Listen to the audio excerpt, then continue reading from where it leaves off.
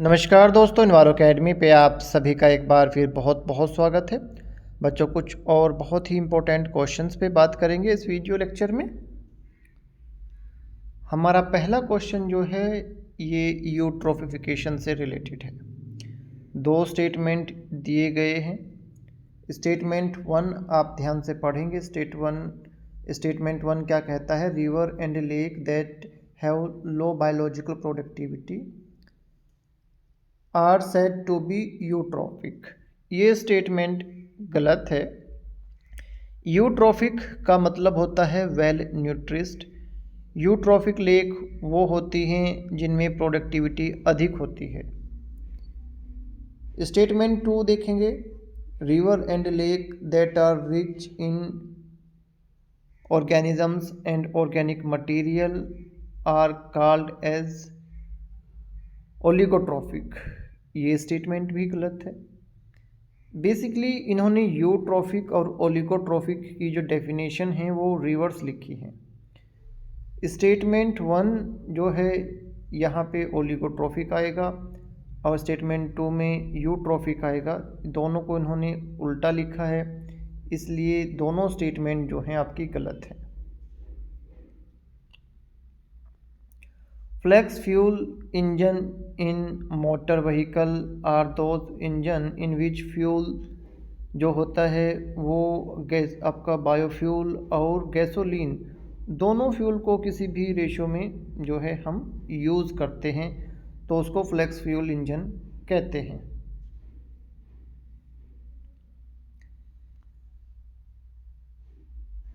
Which of the following are pathways for toxicants are to enter into our body?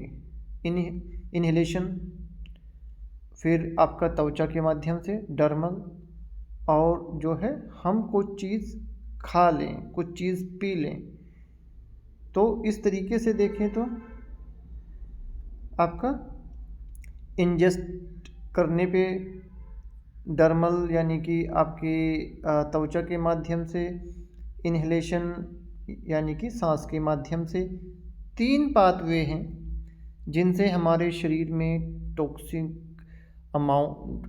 Toxic element, contaminant, toxicants जो हैं enter करते हैं। तो ए, सी and D only इस question का सही आंसर है।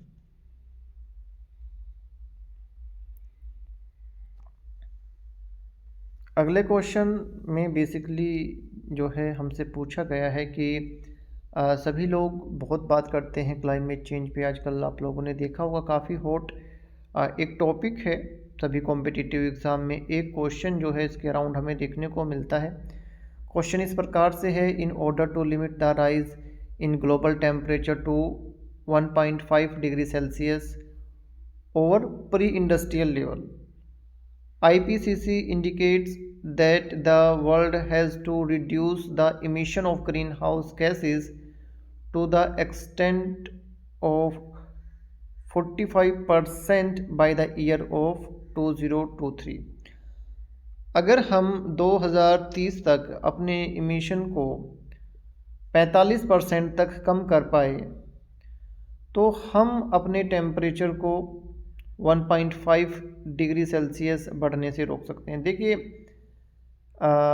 जब हम बात करते हैं ग्लोबल मीन टेम्परेचर की तो इसमें आपका इंडस्ट्रियल टाइम जो है, प्री इंडस्ट्रियल टाइम जो है, यानी कि आपका औद्योगिक क्रांति से पहले का और औद्योगिक क्रांति से बाद का प्री इंडस्ट्रियल टाइम, यानी कि जब इंडस्ट्रीज़ बहुत ज़्यादा डेवलप नहीं थी उस समय पे हमारा जो CO2 लेवल था, डेफिनेटली CO2 एक महत्वपूर्ण गैस है हमारे वातावरण में।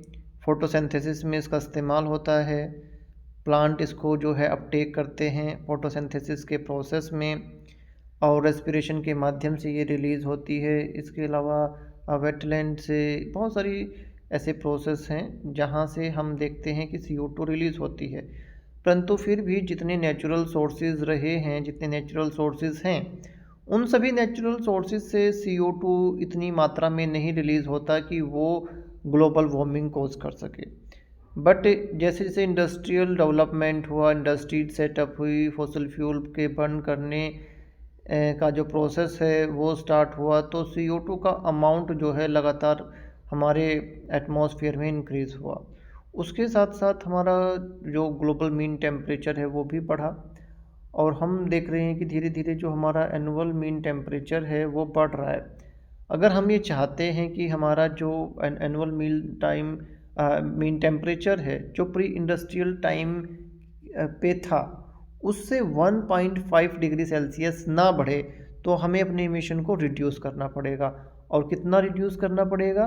2030 तक 45% कम करना पड़ेगा। ओजोन के बारे में भी काफ़ी क्वेश्चन आप लोगों ने देखे हैं, काफ़ी क्वेश्चन आते हैं। ओजोन को दो तरीके से डिवाइड करते हैं, गुड ओजोन जो स्ट्रेटोस्फीयर में रहती है, बैड ओजोन जो ट्रोपोस्फीयर में ऐसे पोलूटेंट के रूप में मिलती है। अब जो ये गुड ओजोन है जो स्ट्रेटोस्फीयर में है, ये सूर्य से आने वाली हार्मफुल डेंजरस UVB रेडिएशन को एब्जॉर्ब कर लेती है, जिससे कि वो वहीं पे एब्जॉर्ब हो जाती है और धरती पे केवल UVA आता है। अगर UVB एब्जॉर्ब ना हो तो वो धरती पे आएगा और बहुत सारी जो है बीमारियां यहाँ पे, कैंसर जैसी खतरनाक बीमारियां इंसानों को हो जाएंगी। तो इस क्वेश्चन का जो सही आंसर है वो है UV रेडिएशन। क्वेश्चन इस प्रकार से है कि ओजोन जो है एक pollutant in ambient air, but in stratosphere it is valuable because it absorb harmful UV radiation.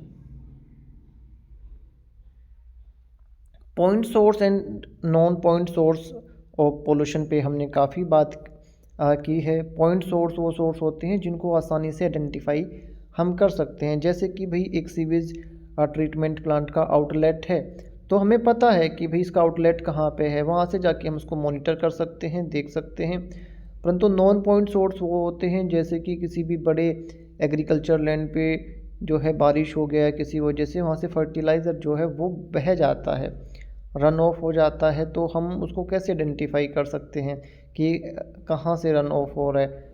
तो इस तरीके से नॉन पॉइंट सोर्स जो है अगर हम उनको देखें तो उसके संबंध में इन्होंने ये स्टेटमेंट दिया है, diffuse episodic and difficult to monitor, B, C and E only जो है इस क्वेश्चन का सही आंसर है। For specific location and identifiable, ये आपका पॉइंट सोर्स के लिए सही स्टेटमेंट होंगी, नॉन पॉइंट के लिए ये स्टेटमेंट गलत है।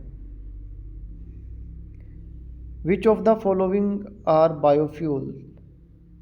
आपका मेथेनॉल एंड एथेनॉल जो हैं ये बायोफ्यूल हैं दोनों, तो B एंड D ओनली इस क्वेश्चन का सही आंसर है।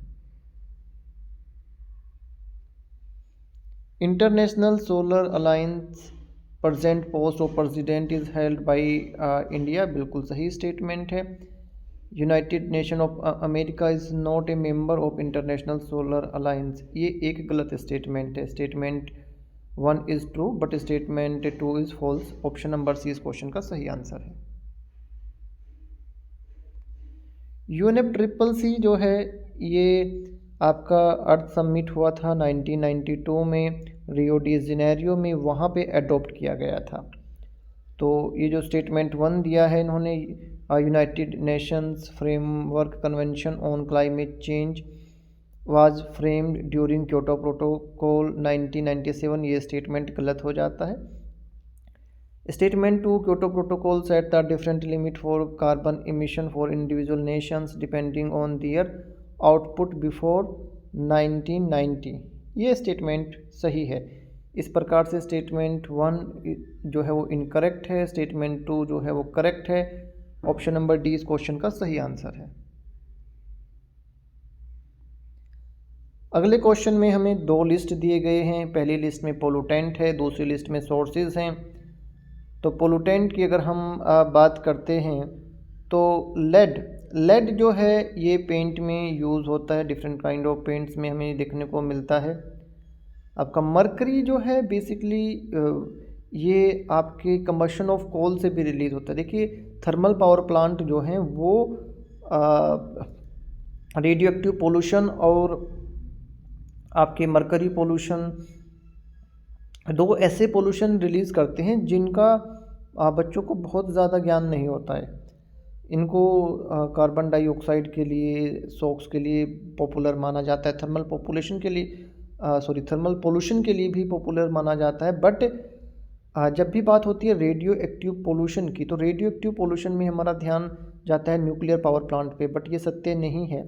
अगर देखा जाए तो थर्मल पावर प्लांट ज़्यादा न्यूक्लियर रेडिएशन इमिट करता है as compare to nuclear power plant. उसी प्रकार से ये बहुत मात्रा में मरकरी भी रिलीज़ करता है।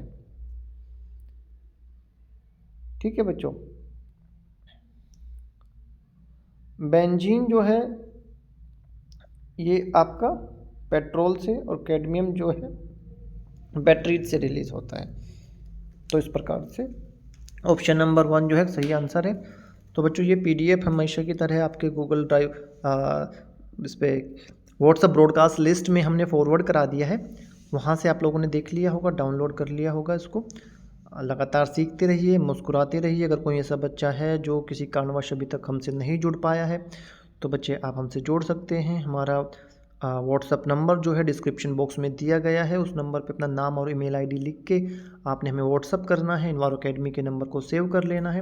वहाँ से आपको जो है हमारे कोर्सेज़ के बारे में जानकारी मिलती रहती है, और इस तरीके से जो है इम्पोर्टेंट नोट्स जो हैं, जो अभी हम फॉरवर्ड करते हैं, अपडेट करते हैं, वो तो आपको मिलते रहते हैं। और जॉब एंड आपके करंट अफेयर के जो भी अपडेट्स होते हैं वो उसमें हम फॉरवर्ड करते रहते हैं। तो आप भी एसोसिएट हो सकते हैं इन्वायरो अकेडमी से। लगातार सीखते रहिए, मुस्कुराते रहिए। हमारी बेस्ट विशेष हमेशा आप लोगों के साथ में है, हमेशा रहेंगी। God bless you. जियो बच्चों।